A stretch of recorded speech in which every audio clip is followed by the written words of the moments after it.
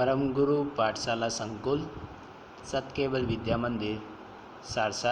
हूँ पंकजभाई परमार आज धोरण 9 विज्ञान और टेक्नोलॉजी विषयનો अभ्यास करावीश। आज आपणे नवा चैप्टर प्रकरण नंबर 17 नैसर्गिक स्त्रोतों अभ्यास करशुं। तो शुरू करिए। तो आपणे जाणीए छे कि आपणी पृथ्वी एक एवो ग्रह है कि ज्यां जीवन आवेलुं छे। ए तो आपणे जाणीए छीए कि आपणी ज पृथ्वी एक सूर्यमंडल में आपणी ज एक पृथ्वी एवी है कि ज्यां जीवन शक्य है। पृथ्वी परनुं जीवन घणा बधा परिबळों पर आधारित है। आपणे जाणीए हवे एमां घणा बधा परिबळों तो आपणे जाणीए छीए। एक कि अहींया पाणी है, हवा है, बराबर है। आ बंनेना कारणे अहींया जीवन शक्य है। अने पछी आवे वनस्पति, बराबर। आपणे जाणीए छीए कि जीवन माटे वधु मात्रा में तापमान, पाणी, आहार के खोराकनी जरूरियात होय ज छे। पृथ्वी पर आवेला बधा ज प्रकारना सजीवोनी मूलभूत आवश्यकताओनी पूर्ति करवा माटे सूर्यमांथी ऊर्जा अने पृथ्वी पर आवेला स्त्रोतोनी आवश्यकता होय छे। ए सूर्यमांथी जेटली पण अहींया ऊर्जा आवे छे ए जीवन जीवाडवा माटे पण ऊर्जा आवश्यक छे, बराबर छे। अने આપણે જાણીએ છીએ એમ કે તાપમાન, પાણી, આહાર અને ખોરાક એ પણ આપણે જીવન જરૂરિયાત વસ્તુ છે। પૃથ્વી પર આ સ્ત્રોતો ક્યાં છે? પૃથ્વી પર આ સ્ત્રોતો કયા છે? તો આ સ્ત્રોતો કયા કયા છે? તો પહેલાંની એની વાત કરીએ તો પહેલી વાત કરીએ તો આ સ્ત્રોતોમાં ભૂમિ એટલે કે સ્થળ, પાણી અને હવા। ભૂમિ, પાણી અને હવા આ ત્રણ મુખ્ય પ્રકારના સ્ત્રોતો છે। પૃથ્વીના સૌથી બહારના કવચને મૃદાવરણ એટલે કે લિથોસ્ફિયર કહે છે। જે પૃથ્વીના આપણે જે જીવીએ છીએ એને કહેવાય લિથોસ્ફિયર, મૃદાવરણ એટલે કે જ્યાં જીવન શક્ય છે। પૃથ્વીના 75% ભાગ પર પાણી છે। આપણે જે પૃથ્વીના 4 ભાગ કરીએ છીએ આપણે જાણીએ છીએ કે પૃથ્વીના 4 ભાગ કરીએ તો પૃથ્વીમાં 3 ભાગમાં પાણી આવેલું છે અને 1 ભાગમાં જમીન છે। તે એટલે 4 ભાગ કરે એટલે 100%, 3 ભાગ એટલે 75%, 1 ભાગ એટલે 25%। તે ભૂગર્ભીય પાણીના રૂપમાં પણ આવેલા હોય છે। આ બધાને જલાવરણ કહીએ છીએ। જળ આવરણ કે જ્યાં જળ છે, બરાબર છે। હવા કે વાયુ જે સમગ્ર પૃથ્વીને કામળા કે ચાદરની જેમ ઢાંકતી રહે છે તેને આપણે વાતાવરણ કે વાયુનું આવરણ કહીએ છીએ। કે જ્યાં વાયુ આવેલો છે, આપણા જે પૃથ્વીની સપાટી છે એના ઉપરની વાત કરીએ તો એ જે ભાગ છે જ્યાં વાયુ આવેલો છે એને આપણે પર્યાવરણ કહ્યું છે।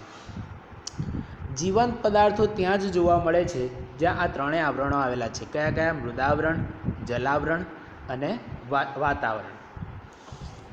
તો જ જીવન શક્ય બને।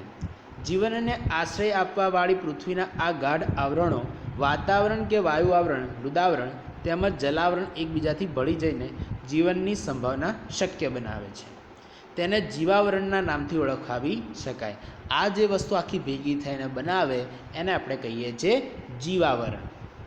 સજીવ જીવાવરણના જૈવિક ઘટકને બનાવે છે અથવા ઉત્પન્ન કરે છે। વાયુ, જળ, જમીન જીવાવરણના નિર્જીવ ઘટકો છે, બરાબર। વાયુ, જળ, જમીન આ બધા જીવાવરણના કેવા ઘટકો છે? નિર્જીવ। ચાલો હવે આપણે અજૈવિક ઘટકો જે પૃથ્વી પર જીવન માટે આવશ્યક છે તેઓની ભૂમિકા વિશે વિસ્તૃત અભ્યાસ કરીએ। તો પહેલી વાત કરીએ જીવનનો શ્વાસ, હવા। હવા તો આપણે પહેલા પ્રકરણમાં હવાના ઘટકો વિશે અભ્યાસ કરી ગયા છે। હવા ઘણા બધા ઘટકોમાંથી બનેલી છે। કઈ કઈ? નાઇટ્રોજન, ઓક્સિજન, કાર્બન ડાયોક્સાઇડ, પાણીની બાષ્પ, ઘણા બધા જે વાયુમાં તત્વો રહેલા છે। એ જાણવું રસપ્રદ છે કે પૃથ્વી પરની હવાના ઘટકો પણ પૃથ્વી પરના જીવનના પરિણામે જ છે। આજે પૃથ્વી પર હવાના જે ઘટકો છે એ પણ પૃથ્વી પર જે જીવન છે એના લીધે જ છે। શુક્ર અને મંગળ જેવા ગ્રહ જ્યાં કોઈ જીવન નથી ત્યાં વાતાવરણનો મુખ્ય ઘટક કાર્બન ડાયોક્સાઇડ છે અને જ્યાં જીવન શક્ય છે ત્યાં નાઇટ્રોજન અને ઓક્સિજન મુખ્ય ઘટક છે। વાસ્તવમાં શુક્ર તથા મંગળના ગ્રહો પર વાતાવરણમાં 95% અને 97% સુધી કાર્બન ડાયોક્સાઇડ છે। એટલે શુક્ર પર 95% કાર્બન ડાયોક્સાઇડ અને મંગળ ગ્રહ પર 97% કાર્બન ડાયોક્સાઇડ છે, જ્યારે અહીંયા પૃથ્વી પર 0.008, બરાબર છે। આપણે પ્રકરણ 5માં અભ્યાસ કર્યો કે યુકેરિયોટિક કોષો અને ઘણા બધા પ્રોકેરિયોટિક કોષો. યુકેરિયોટિક એટલે આદિ કોષ કેન્દ્રીય કોષ અને આ સુકોષ કેન્દ્રીય કોષ ને ગ્લુકોઝના અણુઓને તોડીને ઉર્જા પ્રાપ્ત કરવા માટે ઓક્સિજનના આવશ્યકતા રહેલી છે. તેના પરિણામ સ્વરૂપ કાર્બન ડાયોક્સાઇડની ઉત્પત્તિ થાય છે. બરાબર છે. જે આપણે કહીએ છીએ કે જે શ્વસનની પ્રક્રિયા થાય છે એ શ્વસનની પ્રક્રિયાથી જ કાર્બન ડાયોક્સાઇડનું ઉત્પન્ન થાય છે. બીજી પ્રક્રિયા કે જેમાં પરિણામ સ્વરૂપે ઓક્સિજન વપરાઈ જાય છે અને કાર્બન ડાયોક્સાઇડનું ઉત્પાદન થાય છે તે માટે દહનની ક્રિયા થાય છે. બીજું એને દહન આપણે કે જેમાં ઓક્સિજન વપરાઈ જાય અને કાર્બન ડાયોક્સાઇડનું ઉત્પન્ન થાય એવી બીજી પ્રક્રિયા છે દહન, કે જે આપણા શરીરની બહાર થાય છે. તેમાં માનવની પ્રવૃત્તિ જેવી કે ઉર્જા પ્રાપ્ત કરવા માટે ઈંધણ કે બળતણને સળગાવવું અને જંગલોને લાગેલી આગનો પણ સમાવેશ થાય છે. આજે દહનની વાત કરીએ છીએ તેમાં આપણે ઈંધણ કે બળતણની વાત કરીશું અને જંગલોમાં લાગેલી આગ કે જે દહન થાય છે, બળે છે આગથી અને એમાંથી જે વાયુ ઉત્પન્ન થાય છે કાર્બન ડાયોક્સાઇડ. આ સિવાય આપણા વાતાવરણમાં કાર્બન ડાયોક્સાઇડની માત્રા કે ટકાવારીનો ખૂબ જ નાનો ભાગ છે, કારણ કે કાર્બન ડાયોક્સાઇડના સ્થાપન માટે બે રીતો આવેલી છે. એક લીલી વનસ્પતિ કે જે પ્રકાશ સંશ્લેષણ દ્વારા એ કાર્બન ડાયોક્સાઇડનો ઉપયોગ કરે છે. એટલે જો લીલી વનસ્પતિઓ, વૃક્ષો, છોડો વગેરે સૂર્યના કિરણોની હાજરીમાં કાર્બન ડાયોક્સાઇડનું ગ્લુકોઝમાં રૂપાંતર કરે છે, જેને આપણે પ્રકાશ સંશ્લેષણની પ્રક્રિયા કહે છે. અને બીજું, ઘણા બધા દરિયાઈ પ્રાણીઓ દરિયાઈ પાણીમાં ઓગળેલ કાર્બોનેટને તેમનું કવચ બનાવે છે.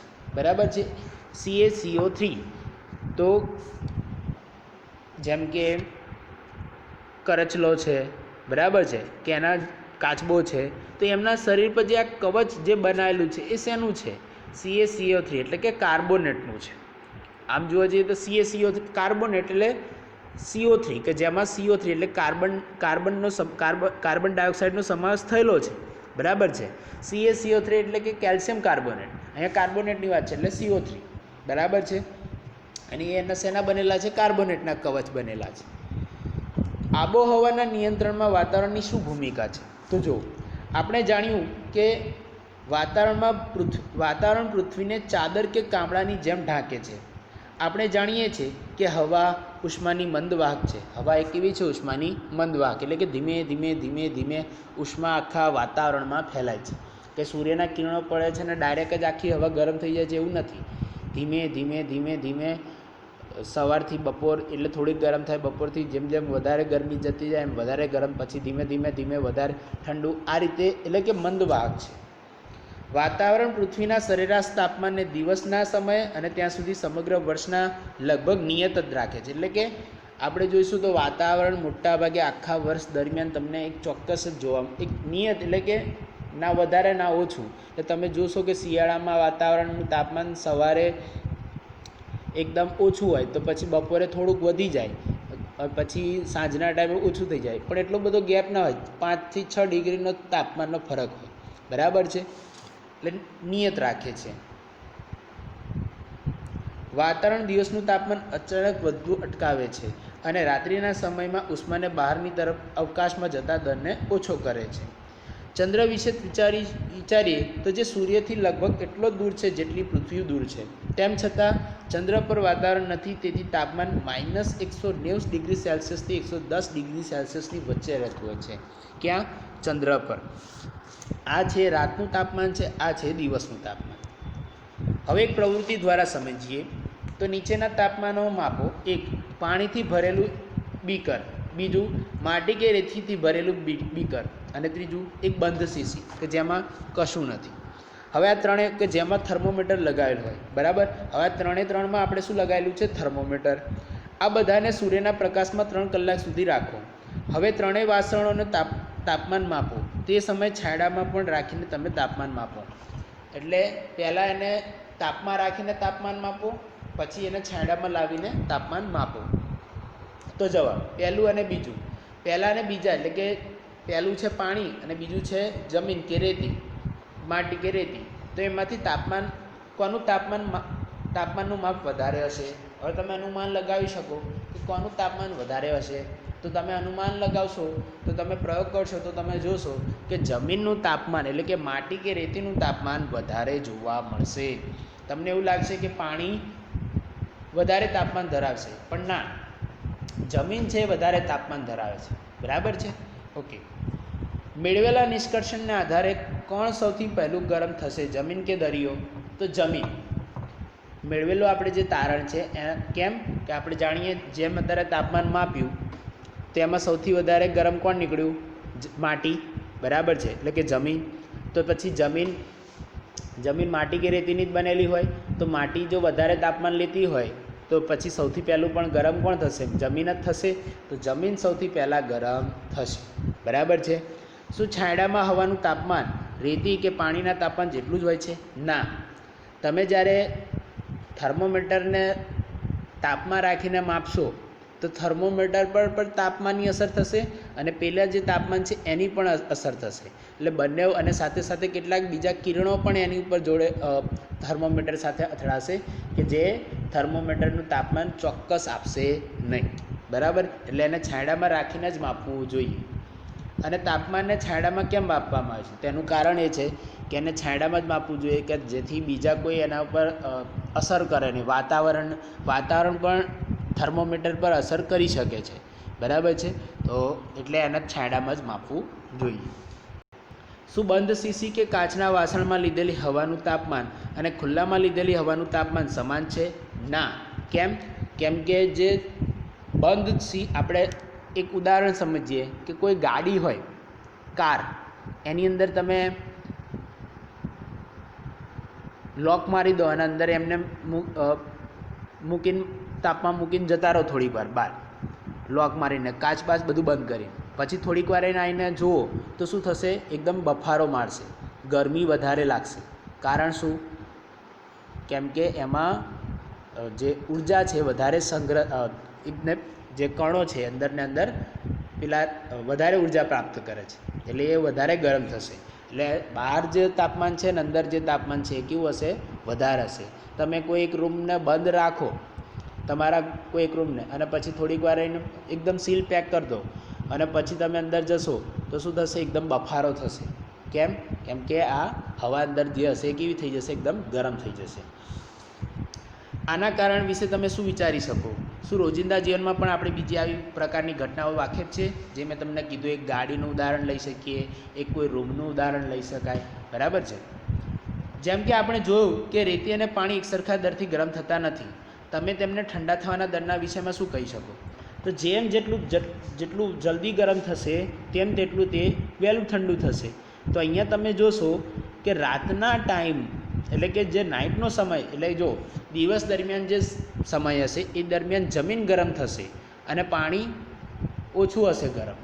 હવે રાતનો સમય હશે ત્યારે શું થશે? તો ઉલટું થઈ જશે, જમીન ઠંડી પડશે અને પાણી ગરમ રહેશે. બરાબર છે? એટલે જમીનનો દર વધારે ઠંડો પડવાનો હશે જ્યારે પાણીનો દર ઓછો હશે. શું આપણે આપણા અનુમાનની સત્યતા માટે પ્રયોગ કરી શકાય? તો આપણે એ પ્રયોગ આપણે કરી શકીએ ઘરે, બીકરમાં પાણી લઈને પણ કરી શકીએ છીએ. હવે વાત કરીએ હવાની ગતિ, એટલે કે પવન કેવી રીતે ફૂંકાય છે. આપણે જે પવન હવામાં મળે છે એ કેવી રીતે પ્રાપ્ત થાય છે? તો આપણે દિવસભરની ગરમી પછીની સાંજે વહેતા ઠંડા પવનની રાતનો અનુભવ કરીએ છીએ. કેવી રીતે? તો જોઈએ. આપણે એટલા ખુશનસીબ છીએ કે ઉનાળાના ગરમ વાતાવરણ પછી ઘણી વખતે વરસાદ પડે છે. તે કયું પરિબળ છે કે જે હવાને કોઈક વાર હવાની લહેર, કોઈક વાર તેજ હવા કે કોઈક વાર તોફાનના સ્વરૂપમાં ગતિ આપે છે? તો વરસાદને આપણી પાસે કોણ લાવે છે? તો એ છે પવન. તો આ બધી ક્રિયાઓ આપણે વાતાવરણમાં હવા ગરમ થવાની અને પાણીની બાષ્પ બનવાના પરિણામને દ્વારા જ થાય છે. પાણીની બાષ્પ સજીવોની પ્રવૃત્તિ અને પાણીના ગરમ થવાની કારણે થાય છે. સ્થલજ ભાગ કે જલજ ભાગથી થવાવાળા વિકિરણના પરાવર્તન અને પુનઃ વિકિરણને કારણે વાતાવરણ ગરમ થાય છે અને ગરમ થવાને લીધે હવામાં ઉષ્ણ તાપમાનનો સંચાર થાય છે. આ પ્રકૃતિને જાણવા માટે આપણે એક પ્રવૃત્તિ કરીએ. એ પ્રવૃત્તિ પહેલાં હું તમને સમજાવું. તમે નાના ધોરણમાં દરિયાઈ લહેર અને પવન લહેર આ વિશે જોઈ ગયા છો. તેમાં શું હોય છે? માની લો આ જમીનવાળો ભાગ છે અને આ પાણીવાળો ભાગ છે. તો અહીંયા જે હવા હશે એ શું હશે, તો એના ઉપર ગરમ હશે, અને દરિયો ઓછો ગરમ છે જમીન કરતાં, તો અહીંથી પવન જો અહીંયા જે જમીન છે એની વધારે ગરમ થશે તો એની હવા પણ ઉપર ગરમ થશે, તો એ હવા ક્યાં જશે, આ રીતે. એટલે દિવસ દરમિયાન પવન દિશા કઈ હશે, તો આ સાઈડની, એટલે કે જમીનથી દરિયા તરફ. પણ રાત દરમિયાન કેવી હશે, તો જમીન તો ઠંડી થઈ ગઈ રાત દરમિયાન, પણ પાણી ગરમ હશે, તો અહીંયા આ જે પવનો છે બધા આ સાઈડ આવવાનું શરૂ થશે. એટલે દિવસ દરમિયાન જમીનથી પાણી તરફ અને રાત દરમિયાન પાણીથી જમીન તરફ. બરાબર છે. આ છે હવાની પવનની સ્થિતિ. તો જો પ્રવૃત્તિ 14.2, એક મીણબત્તીને પહોળા મોઢાવાળા શીશીમાં કે બીકરમાં રાખો અને તેને સળગાવો. એક અગરબત્તીને સળગાવો અને તે જ શીશીના મોઢાની નજીક લઈ આવો. જ્યારે અગરબત્તીને શીશીના મોઢાની કિનારી પર લઈ આવો છો ત્યારે અવલોકન કરો કે ધુમાડો કઈ બાજુ જાય છે. જ્યારે અગરબત્તીને મીણબત્તીથી થોડીક ઉપર રાખો તો ધુમાડો કઈ તરફ જશે. જ્યારે આપણે એની ઉપર રાખીશું ત્યારે ધુમાડો ઉપર તરફ જશે. સાઈડમાં રાખશું, મોઢાની કિનારી પર રાખશું તો જે બાજુ કિનારી હશે એ સાઈડ જશે. બરાબર છે. અને બીજા ભાગોમાં જ્યારે અગરબત્તીને રાખો છો ત્યારે ધુમાડો કઈ તરફ જશે, તો જે તરફ એની આપણે અગરબત્તી રાખીશું એ તરફ એનું આપણને જોવા મળશે. બરાબર છે. તો ધુમાડા દ્વારા ઉત્પન્ન થયેલી ભાત પેટર્ન આપણને દર્શાવે છે કે કઈ દિશા ગરમ અને ઠંડી હવા વહે છે. આ પ્રકારે જ્યારે હવા ભૂમિ અને પાણીના ઉષ્મીય વિકરણને કારણે ગરમ થાય છે ત્યારે તે ઉપરની તરફ પ્રભાવિત થાય છે. એટલે તમે દરેક વખતે જોશો તો જ્યારે હવા ગરમ અહીં મીણબત્તીથી જે અગરબત્તી ગરમ થાય છે તો એની ઉપર આ જે ભાગ છે એ હવા ગરમ થાય, અને હવા ગરમ થાય તો આ મીણબત્તીનો જે એની સાથે જેટલા પ્રવાહી કેમિકલ્સ રહેલા હશે એ ધુમાડા સ્વરૂપે એની સાથે જશે, સાથે સાથે હવાએ ઉપર જશે. એટલે આપણને ખ્યાલ આવશે કે અહીંથી હવા પણ ક્યાં જશે, ઉપર. એટલે કે જે હવા ગરમ થશે ક્યાં જશે, ઉપરની તરફ. એટલે કોઈ પણ હવા ગરમ થશે તો ક્યાં જશે, ઉપર તરફ. પરંતુ પાણીની સાપેક્ષ ભૂમિ ઝડપથી ગરમ થતી હોવાથી, એ તો આપણે વાત કરી, પાણીની સાપેક્ષે ભૂમિ એટલે કે જમીન કેવી થાય છે, વધારે ગરમ થતી હોવાથી ભૂમિની ઉપરની હવા પાણીની ઉપરની હવાની સાપેક્ષે ઝડપથી ગરમ થતી હશે. ઓકે. એ જે વસ્તુ મેં હમણાં વાત કરી કે જે બાજુ જમીન અને દરિયો આ બે વસ્તુ છે તો જમીન વધારે ગરમ થાય છે, એટલે એની ઉપરની જે હવા છે એ પણ વહેલી ગરમ થશે. તો એ હવા ક્યાં જશે, ઉપર તરફ જશે, જે આગળ આપણે સમજાય. એટલા જ માટે આપણે તટીય ક્ષેત્રોની સ્થિતિ જોઈએ છે તો તે દિવસ દરમિયાન જમીન એટલે કે ભૂમિથી ઉપરની હવા ઝડપથી ગરમ થઈને ઉપર જવાની શરૂઆત કરે છે. જેવી આ હવા ઉપરની તરફ જાય છે ત્યાં ઓછા દબાણનું ક્ષેત્ર બને છે અને દરિયાઈ હવા ઓછા દબાણવાળા ક્ષેત્ર એટલે કે જમીન તરફ વહે છે. એટલે અહીંયા કન્ડિશન શું બને છે, તો જો માની લો આપણે આ સાઈડ છે દરિયો અને આ સાઈડ છે જમીન. તો અહીંયા જે હવે દરિયો છે ઓછો ગરમ થશે જમીનના સાપેક્ષે, તો જમીન વધારે ગરમ થવાની. તો જમીન વધારે ગરમ થશે તો એની ઉપરની હવા પણ શું થશે, વહેલી ગરમ થઈને ઉપર જતી રહેશે. તો અહીંયા હવાની ઘટ પડી તો અહીંયા હવા કઈ આવશે, તો કે આ ઓછું દબાણ થઈ ગયું, અહીંયા ઓછું દબાણ છે અને અહીં વધારે દબાણ થઈ ગયું, કેમ કે અહીંથી હવા ઉપર ગતિ રહી. તો આ જે વધારે દબાણ છે એ ઓછા દબાણવાળા ક્ષેત્રમાં જશે. એટલે દિવસ દરમિયાન હવાની ગતિ કઈ થઈ ગઈ, દરિયાથી જમીન તરફ, દરિયાથી જમીન તરફ. ક્યારે, દિવસ દરમિયાન. તો જો ત્યારે ઓછા દબાણનું ક્ષેત્ર બને છે અને દરિયાની હવા ઓછા દબાણવાળા ક્ષેત્ર એટલે કે જમીન તરફ વહે છે. એક ક્ષેત્રથી બીજા ક્ષેત્ર તરફની હવાની ગતિથી પવનનું નિર્માણ થાય છે અને દિવસના સમયે હવાની દિશા દરિયાથી જમીન કે ભૂમિ તરફ હોય છે. દિવસ દરમિયાન હવાની દિશા કઈ હશે, તો દરિયાથી જમીન તરફ. રાત્રિના સમયે જમીન અને દરિયો બંને ઠંડા થવા માંડે છે, કારણ કે જમીનની સાપેક્ષે પાણી ધીરે ધીરે ઠંડુ થશે. એટલે સૌથી વહેલું ઠંડુ કોણ પડશે, જમીન પડી જશે. એટલા માટે પાણીની ઉપરની હવા ભૂમિની ઉપરની હવા કરતાં વધુ ગરમ હશે. તો અહીંયા પણ એવી સ્થિતિ થશે. તો રાત્રિ દરમિયાન શું થશે, તો માની લો આ છે દરિયો અને આ છે જમીન. તો આ જમીન વહેલી ઠંડી પડી જાય છે, જ્યારે આ ધીમે ધીમે ઠંડુ પડે છે પાણી. તો અહીંયા શું થશે, અહીંયા હવા જાડી હશે ઉપરની, એટલે અહીંયા હવા ગરમ હશે નહીં જમીન તરફ. જ્યારે પાણી તરફ તો હવા કેવી હશે, ગરમ હશે, તો આની હવા ક્યાં જશે? ઉપર જતી રહેશે, હવા ગરમ થઈ એટલે. તો અહીંયા દબાણ ઓછું થઈ ગયું અને દબાણ વધારે થઈ ગયું, તો શું થશે? બેલેન્સ થવાનો પ્રયત્ન કરશે, એટલે વધારે દબાણથી ઓછા દબાણ તરફ હવાની ગતિ થશે. તો રાત્રે દરમિયાન હવાની ગતિ ક્યાંથી હશે? જમીનથી દરિયા તરફ, એટલે એનાથી ઉલટું. એટલે જો રાત્રિના સમયે જમીન અને દરિયો બંને ઠંડા થવા માંડે છે, કારણ કે જમીનની સાપેક્ષમાં પાણી ધીરે ધીરે ઠંડુ થાય છે. એટલા માટે પાણીની ઉપરની હવા ભૂમિની ઉપરની હવા કરતાં વધુ ગરમ હોય છે. અને ઉપરોક્ત ચર્ચાના આધારે તમે નીચેના પ્રશ્નોના જવાબ આપી શકો. 1. તટીય ક્ષેત્રોના વિસ્તારમાં રાત્રિ દરમિયાન નીચા અને ઊંચા દબાણના ક્ષેત્રો શા માટે સર્જાય છે? તટીય વિસ્તારમાં જે જમીન છે એ જમીન છે વધારે ગરમ થશે. કોના કરતાં? પાણી કરતાં, એટલે દરિયા કરતાં. તો ત્યાં શું થશે? પાણી જે જમીન ઉપર હવા રહેલી છે બાષ્પીભવન, એટલે કે વધારે ગરમ થઈને ઉપર જશે. ત્યાં ઓછું દબાણ ક્ષેત્ર રચાશે, એટલે જે પાણી ઉપર દરિયા ઉપર વધારે હવા હશે તો અહીંયા વધારે દબાણ ક્ષેત્ર હશે, તો વધારેથી ઓછા તરફ આવવાનો પ્રયત્ન કરશે ને એના લીધે પવનો સર્જાશે. તટીય ક્ષેત્રોમાં રાત્રિના સમયે હવાની દિશા શું હશે? તો રાત્રિના સમયે કઈ દિશા હશે? તો જે હવા હશે એ જમીનથી દરિયા તરફ. રાત્રિ દરમિયાન હવા જમીનથી દરિયા તરફ, બરાબર છે. અને રાત્રિ દરમિયાન પણ કેવું થશે? એવું જ, પણ એમાં કેવું હશે? તો પાણી ઓછું ઠંડુ હશે, જ્યારે જમીન વધારે ઠંડી હશે. તો પાણી ઉપર વધારે ગરમી હોવાના કારણે તે હવા પણ ગરમ થશે.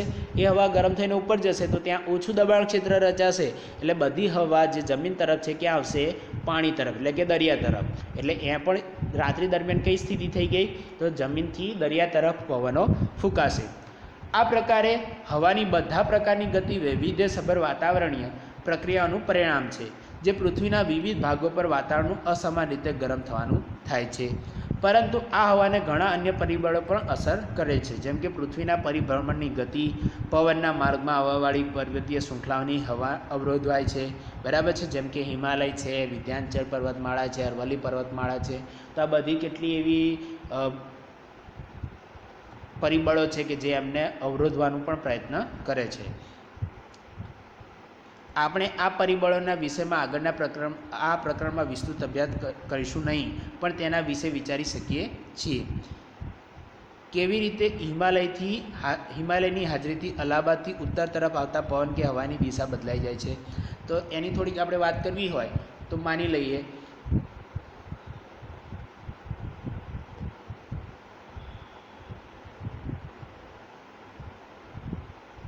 તો જો આ જો હિમાલય હોય તો આ જે પવન અહીંથી જતા હશે, અહીંથી આ સાઈડથી, તો આ બધા પવનો અહીં હિમાલય આગળ રોકાવાના, એ બધા રોકાઈને આ સાઈડ જશે, આ નેપાળ, આ જે આ ભાગ છે, અને ત્યાંથી પાછા અહીંથી ક્યાં જશે? આટલે તો અહીંયા જો હિમાલયની પર્વતમાળા જ છે. તો આ બધી જે છે હવા અહીંયાથી આ સાઈડ જશે, એટલે કે બંગાળની ખાડીમાં. તો આ બધા પવન અહીંયા ભેગા થશે.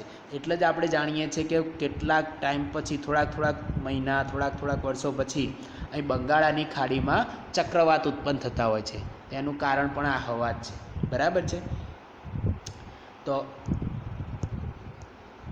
આજના વિડીયોને અહીંયા પૂરો કરીએ છીએ. અસ્તુ.